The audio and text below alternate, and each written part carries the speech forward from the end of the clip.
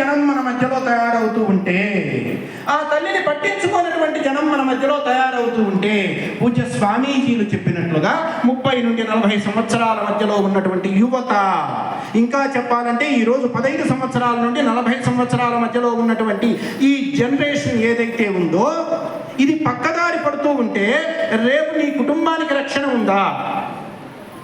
సమాజం ఆలోచన చేయాలి. సమాజాన్ని ఆలోచింపచేయవలసినటువంటి బాధ్యత ధర్మాచార్యులుగా మన అందరి మీద ఉంది. ఎక్కడికి వెళ్ళినా జనం బ్రహ్మరథం పడుతూ ఉన్నారు. దానికి అనేకమైనటువంటి ఉదాహరణలు మనం చూసాం. బ్రహ్మంగారి రథయాత్ర 2023లో చేస్తే ఈ గ్రామాల మధ్యలో పరస్పర వైరుధ్యాలు ఉంటాయి, అంతఃకలహాలు ఉంటాయి. గ్రామంలోని ఒక కుటుంబంలోని రకరకాలైనటువంటి భావజాలం ఉంటుంది అని మేము భయపడ్డాం.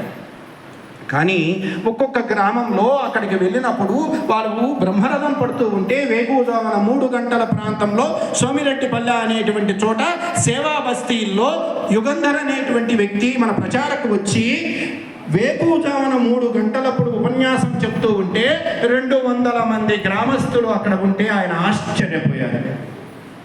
మేము మామూలుగా 11 గంటలకు అక్కడ చేరుకోవలసింది ఆలస్యమైంది, వేకువజామున 3 అయింది. సమాజం సిద్ధంగా ఉంది, ఎదురు చూస్తూ ఉంది. ఆ దువ్వూరు దగ్గర ఉన్నటువంటి అరుంధతి నగర్లో ఆ పాదయాత్ర జరిగిన తర్వాత అప్పటికప్పుడు స్వామి చేతితో దీపం వెలిగించాలి, కొబ్బరికాయ కొట్టించాలి అని చెప్పి స్వామి రావటం మన అదృష్టం అని అనుకున్నారు. అటువంటి భావన కలిగినటువంటి వ్యక్తులను కలవడం నా అదృష్టం అని చెప్పి నేను అనుకున్నాను. అక్కడికి వెళ్ళినప్పుడు వారు ఇంట్లో ఫోటో, హిందూ దేవీ దేవతల ఫోటో లేనటువంటి వారు అప్పటికప్పుడు మన పిల్లల దగ్గర ఉన్నటువంటి ఫోటోలు తీసుకొని అక్కడ పెట్టి ఏదో ఒక కుందో ప్రమిదో అక్కడ పెట్టేసి స్వామి మీ చేతితో దీపం వెలిగించాలి అని అంటే నాకు ఒళ్ళంతా కూడా పులకించిపోయింది. కొబ్బరికాయలు కొట్టి ఈ ప్రాంతము రెండూ కూడా వాసిపోయాయి, దాదాపుగా కలిసిపోయాయి. ప్రతి ఇంట్లోనూ కొబ్బరికాయ కొట్టాము, ప్రతి వీధిలోనూ వారు పోసుకొని తీసుకొని వెళ్ళారు. ఇది జరిగింది మనకి ఇక్కడ 30-40 కిలోమీటర్ల దూరంలోనే. ఆ తదుపరి పరిణామం ఏమిటి అంటే ఆ గ్రామం నుండి మన ప్రతి విభాగానికి సంబంధించినటువంటి కార్యకర్తలు సిద్ధమయ్యారు. భజన సంఘం ప్రారంభమైంది. ఎక్కడో ఆంజనేయ స్వామి ఆలయం వెలిసింది. ఆంజనేయ స్వామి ఆలయ కేంద్రంగా ఈరోజు భజనలు జరుగుతున్నాయి, సత్సంగాలు జరుగుతున్నాయి, సామూహిక హారతలు జరుగుతున్నాయి. పిల్లల్ని కూర్చోబెట్టుకొని 4 మంచి మాటలు చెబుతూ ఉన్నారు. ఏ గ్రామానికి వెళ్ళినా ఇటువంటివి కొన్ని వందల ఉదాహరణలు మన కంటి ముందు కనపడుతూ ఉన్నాయి. మనం చేయవలసింది గ్రామాల్లోకి వెళ్ళటమే. మనం పిల్లల మీద దృష్టి పెట్టాలి, యువత మీద దృష్టి పెట్టాలి. మనకి దీపాలు అమ్మలు. ఆ స్త్రీమూర్తుల యొక్క ఆలోచన ధారని, నేను ఈ కుర్చీలో కూర్చోకపోతే ఎవరో ఒకరు వచ్చి కూర్చుంటారు, నేను కూర్చుంటే మరొక కుర్చీ వాళ్ళు ఆలోచన చేస్తారు, ఎక్కడ ఉందా అని వెతుకుతారు. నన్నైతే లేపలేదుగా. మన ప్రజల హృదయాలలో ఈ ధర్మానికి సంబంధించినటువంటి బీజాలు మనం వెళ్ళి వేసిన తర్వాత మరొక బీజానికి ఎక్కడ అవకాశం ఉంది? మనం దాని ఆ క్షేత్రాన్ని అలా వదిలిపెడుతూ ఉన్నాము. పిల్లవాడిని తీసుకొని గుడికి వచ్చేది లేదు, భార్యాభర్తలు కలిసి ఆలయ కేంద్రానికో ఆశ్రమ కేంద్రానికి వచ్చేది లేదు. ఇటువంటి పరిస్థితుల్లో హిందూ సమాజాన్ని టార్గెట్ చేసినటువంటి వ్యక్తులు ఇందాక మన పెద్దలు చెప్పినట్లుగా చాలా మంది ఉన్నారు. ఖాళీగా ఉన్నటువంటి క్షేత్రం, ఈ పొలం మీద వ్యవసాయం చేయడం లేదు కదా, నాకు కౌలుకి ఇవ్వండి అని చెప్పి అడిగేటువంటి వాళ్ళు ఉంటారు. మనం వ్యవసాయం చేస్తుంటే ఎవరు అడుగుతారు?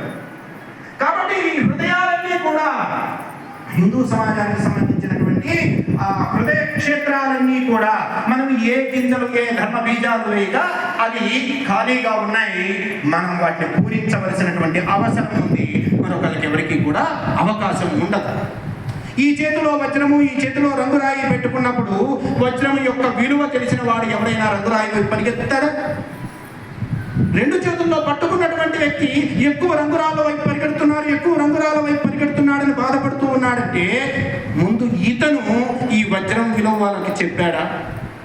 మన ఘోషను ప్రక్కన పెట్టి మనం ఈ ధర్మం యొక్క గొప్పతనాన్ని సామాన్యుడికి తీసుకుని వెళ్ళాలి. అక్కడ ఉన్నటువంటి సమస్యలు ఏంటో మనం చూడాలి. అనారోగ్యంతో ఉన్నటువంటి వారిని చూడడానికి మనకు సమయం లేదు. కుటుంబం కష్టంలో ఉంటే ఓ ఫోన్ చేసి, ఈరోజు కమ్యూనికేషన్ పెరిగింది, ఫోన్ని నిరోధించడం మనకి ఎవరికి సాధ్యం కాదు. కత్తి ఒకటే కూరగాయలు కోసి కడుపు నింపవచ్చు, గొంతులు కోసి జీవితాలు అంతం చేయవచ్చు. కానీ కడుపు నింపేటువంటి ఆలోచన గొప్పది. ఈరోజు సెల్ ఫోన్ ఉంది, ఆ ఒక్క ఫోన్ చేయవచ్చు. ఒక ఫోన్ చేసి ఏంటి మీకు బాగలేదట, ఎలా ఉన్నారు, ఏమిటి అని అడగవచ్చు. గ్రామ సంకీర్తనలు చేయవచ్చు. గ్రామంలో ఉన్నటువంటి ఆలయానికో ఆశ్రమానికో ఆ జనాన్ని అనుసంధానం చేస్తే జరగవలసింది జరగదా? మన భగవంతుని మనం నమ్ముతున్నాం కదా. కేవలం జీవం లేనటువంటి ఒక డివైస్ కారులో ముందు డాష్ బోర్డు దగ్గర సెల్ ఫోన్ పెడితే ఛార్జింగ్ అయ్యేటువంటి ప్రక్రియ. ఏ పిన్ను గుచ్చవలసిన పని లేదు, ఏ కనెక్షన్ ఇవ్వవలసిన పని లేదు. కేవలం అక్కడ పెడితేనే ఛార్జింగ్ అవుతుందని మనకు తెలుసు కదా. టెక్నాలజీ పెరిగింది కదా, మనకి ఇంత అర్థమైంది కదా. దేవాలయ కేంద్రం దగ్గరికి తీసుకొని వెళ్ళి వారిని కూర్చోబెడితే అక్కడ ఉన్నటువంటి ఒక దివ్యమైనటువంటి శక్తి, ఆ ప్రభావం వారిని మార్చదా? వారిలో ఆ చైతన్య స్రవంతిని తీసుకొని రాదా? తీసుకొని వస్తుంది. మనం చేయవలసింది ఏమిటి అంటే మన గ్రామమే మన స్వర్గసీమ కావాలి. ముందు మన గ్రామం మీదే మనం దృష్టి పెట్టాలి. మన ఆశ్రమము, మన కేంద్రము ఏ గ్రామంలో ఉందో ఆ గ్రామము, ఆ చుట్టుప్రక్కల ఉన్నటువంటి గ్రామాలు మన కార్యక్షేత్రాలు కావాలి. వాటి మీద దృష్టి పెట్టాలి. అక్కడ ఉన్నటువంటి సమస్యల గురించి మనం ఆలోచన చేయాలి. మన పరిధిలో ఉన్నటువంటిది ఏమిటో మనం ఆలోచన చేసుకోవాలి.